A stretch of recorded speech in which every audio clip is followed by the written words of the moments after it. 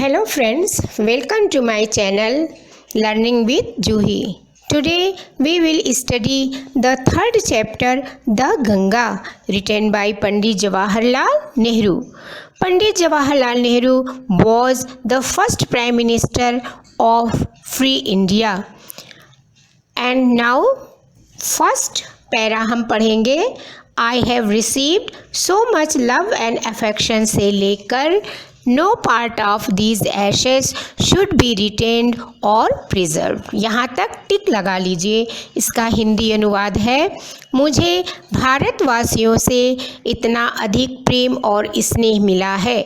नेहरू जी कहते हैं कि मुझे भारतवासियों से इतना अधिक प्रेम और स्नेह मिला है कि मैं चाहे जो कुछ भी करूं, इस प्रेम और स्नेह के एक अंश को भी वापस नहीं चुका सकता, क्योंकि प्रेम और स्नेह ऐसी अमूल्य वस्तु है कि उसका बदला हो ही नहीं सकता।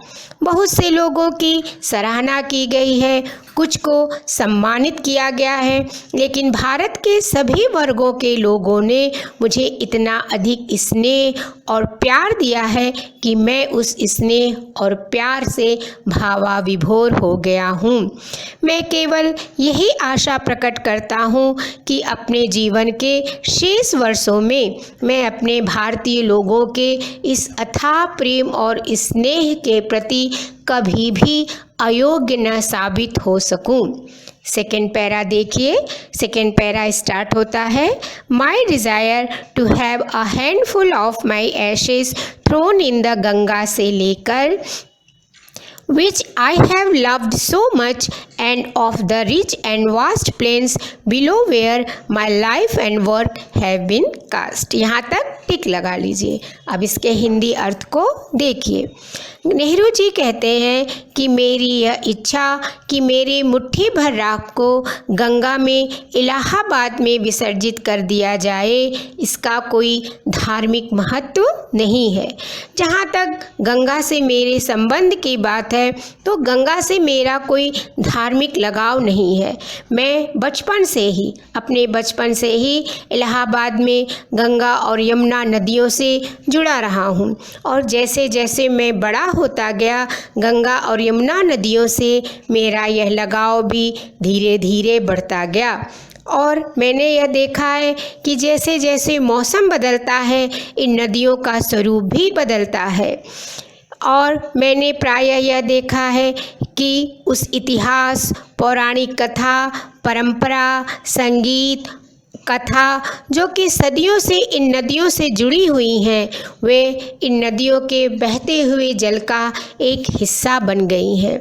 गंगा कोई ऐसी वैसी नदी नहीं है, यह भारत की मुख्य नदी है। यहाँ के भारत के निवासियों की यह प्रिय नदी है, और इस नदी के चारों ओर भारत की जातिगत स्मृतियाँ, आशाएं, भय, विजय के गीत, जय और पराजय जुड़ी हुई हैं। यह गंगा नदी भारत की प्राचीन सभ्यता और संस्कृति की प्रतीक है। यह निरंतर बदलती है और निरंतर बहती रहती है, फिर भी निरंतर बहने के कारण, बदलते के कारण गंगा गंगा ही रहती है। यह मुझे बर्फ़ से ढके हुए हिमालय की चोटियों की और गहरी गहरी घाटियों की याद दिलाती है, जिन्हें मैंने अत्यधिक स्नेह किया है। और यह गंगा नदी नीचे के उपजाऊ और विशाल मैदानों की भी याद दिलाती है। इन विशाल मैदानों में मेरा जीवन और कार्य संपन्न हुआ है। नेक्स्ट पैरा लगाइए। स्माइलिंग एंड डांसिंग से लेकर flowing on to the great ocean of the future. Hindi देखते हैं। नेहरू जी कहते हैं, प्रातः काल के सूर्य के प्रकाश में मुस्कुराती और नाचती हुई, और संध्या के समय आने पर संध्या के साय में गंगा नदी बिल्कुल अंधेरी, उदास और रहस्यमय लगती है। और जब जाड़ा आता है तो वही गंगा नदी पतली, मंद और शोभायुक्त एक जलधारा के रूप में बदल जाती है। लेकिन जब मानसून आता है, मानसून के आने पर यह एक विशाल गरजती हुई समुद्र के समान प्रतीत होती है।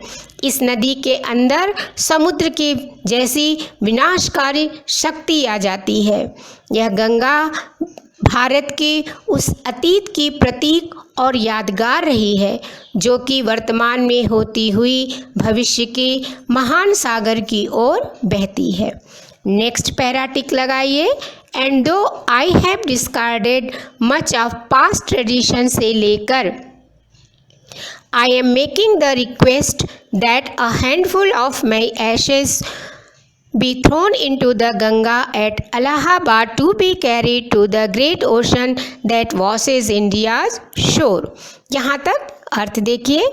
यद्यपि मैंने अनेक प्राचीन परंपराओं और रीति रिवाजों को छोड़ दिया। नेहरू जी कहते हैं मैंने तो प्राचीन रीति रिवाजों को छोड़ दिया है, लेकिन मैं चाहता हूँ कि भारत के लोग भी स्वयं को उन वेड़ियों से, उन प्राचीन परंपराओं से मुक्त कर ले जो उनके मानसिक और शारीरिक विकास को रोकती है।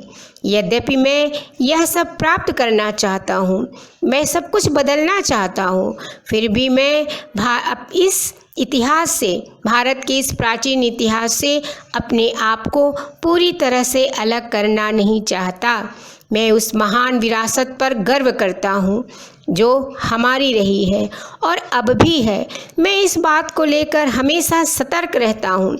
हम सभी की उस अटूट, मैं भी अन्य सभी लोगों की तरह उस अटूट कड़ी का अंग हूँ जो भारत के अति प्राचीन अतीत में इतिहास के आरंभ तक जाती है। मैं इस कड़ी को कभी नहीं तोड़ूंगा क्योंकि मैं इस कड़ी को बहुमूल्य मानता हूँ और मैं इससे प्रेरणा भी प्राप्त करता हूँ।